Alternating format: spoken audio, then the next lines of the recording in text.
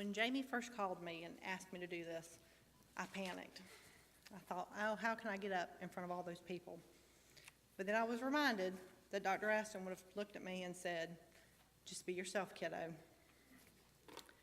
I started working for Dr. Aston in 1999, but this was not the first time I've ever met her. She had long before been my caring, loving family physician. I cannot express what a kind, giving person she was. She was wonderful to work for as long as she was running on schedule. For the days she was not running on schedule, it was necessary to have somebody do a chocolate run, which always made things better. But even on her worst day, she would give you the shirt off her back. We were there to work hard, but you could often find her cracking jokes in the hallway and doing a little jig and singing Lola every time it came on the radio. To her siblings, Rick, Joel, Sandy, and PK, she loved each of you and spoke often about you to the point that I feel like I know you and your families. She was proud of you and loved you all so very much. Brian, I would like to say you were your mom's whole world. She loved you so much and was so proud of the man you are becoming. You have came a long way from being that kid running around the office looking to find trouble to stepping up to the responsible young man and taking care of your mom when she needed you the most. Jamie, I know she loved you and felt you were her soulmate. She would often tell me how great you looked in those ugly flight suits. She was amazed at how much the two of you had in common, and she loved you with her whole heart. Cliff, you were her trusted mentor, work partner, and friend. You held a very special place in her heart. She once said you were the only one that would put up with her. I know she held the utmost respect for you. To the staff of Arnon Aston, past and present, she loved each of you like you were family. Many of you knew she expected a full report on how everybody was doing, which I emailed her quite often. So that extra weight you either put on or took off, she knew about it without even coming by the office. Always remember, she loved us kiddos. To all her patients, you thought she was your angel sent from heaven, and where would you be without her? When the fact is, you were her saving grace. She lived for helping people. It was her true calling in life. These last couple of years when she could not practice was really rough on her, and she missed all her patients so very much. I would always expect us in the office to keep her abreast on everything and how everybody was doing. January 20th, the world lost a great person that I was proud to call my friend. She will forever be in our hearts. One of her dear friends, Connie Hubbard, cannot be with us today, but she wrote something and would like me to read it also. My name is Connie Hubbard, and I am grieving that I cannot be at Kristi's memorial service today. However, I am thankful for the opportunity to share with you a little about a very special lady. I met Kristi when I joined St. Vincent's primary care practice in 1999. We weathered the Baptist St. Vincent's merger together, and through daily challenges, forged a wonderful relationship that will last forever. We developed a great relationship, one of honesty and genuine caring. Those qualities reflected the life of Kristi, both as a friend and as a physician. Louisa May Alcott once said, "A faithful friend is a strong defense, and he that hath found him hath found a treasure." Kristi was a faithful friend and a treasure beyond measure. When my husband transferred to Plant City, Florida, I accepted a position in Tampa. Although we were logistically distant, Kristi always stayed in touch. I was always amazed at how she made everybody feel so special as she was. Kristi had no tolerance for inferior work. She demanded quality, and she also tried to deliver the best medical care to all her patients.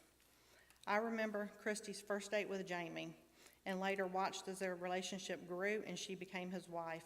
It was wonderful seeing her happy again. Some of my favorite memories were when we would meet for spinach artichoke dip and chips at Southwest Restaurant in Avondale. She did not smoke dope. We would just chat, laugh, and share events since we last met. She was so proud of Brian. We would chat at length about our families. She often treated both my children as well as their children. She was at her best when she was treating children. She loved them and wanted only the best for all of her patients. Charles Surgeon stated, "A good character is the best tombstone. Those who love you and were helped by you will remember you when forget-me-nots have withered. Carve your name on hearts, not on marble." Kristi has carved her name on many hearts, especially those who are listening to this. Someone once said, "You can give without loving, but you can never love without giving." Kristi loved and gave her best. To Kristi's family, I would like to say, your sister, mother, wife, friend was truly one of the most caring individuals I have ever known. She will sorely be missed. I hope each of you will cherish the memory you have of her. That is what I plan to do. She carved her name on our hearts forever. In closing, I would like to say that Kristi's smile would light up a room, and I know that I will see her again with that same smile. Mother Teresa said, "Let us always meet each other with a smile, for the smile is the beginning of love." I love you, Kristi.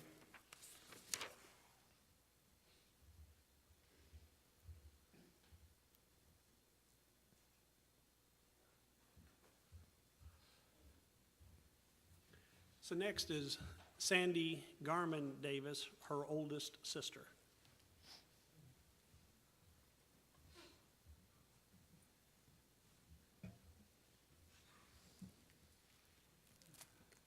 We had a white Christmas in 1962. It was beautiful. It was also a little dangerous. So early in the morning, on Christmas morning, Dr. Ball insisted that Mom go on to the hospital, even though she did not want to go yet, wanted to be there when the rest of us got up and opened our Christmas presents. But she went on to the hospital. Well, for one thing, Daddy insisted. But she brought us home the next day a beautiful, beautiful little girl named Kristi Carol Garman. Kristi was a surprise for us all. She was so joyful for her entire life. She was never really gloomy for long. She strove to be the best she could be, and she enjoyed life. When she was about 2, maybe 2.5, we were in a car wreck. My best friend turned her brother's convertible over, and we were all trapped under the car. We managed to get the windows down. They still had cranks then and no seat belts. We got the windows down. I crawled out of the car and said, "Come on, Kristi," and I heard nothing. It's the most terrifying moment of my life. So I crawled back under the car, pulled her out, and said, "Kristi, are you okay?" Kristi said, "That was fun, Sandy. Let's do it again." And all the way to the hospital in the ambulance, they let her run the siren. She had a ball. So she never lost that love of life. She never lost her love of people. She never lost her caring. Brian was her goal in life, I think. She wanted a baby so very badly. And when Brian was born, well, you've heard this all before, nothing else mattered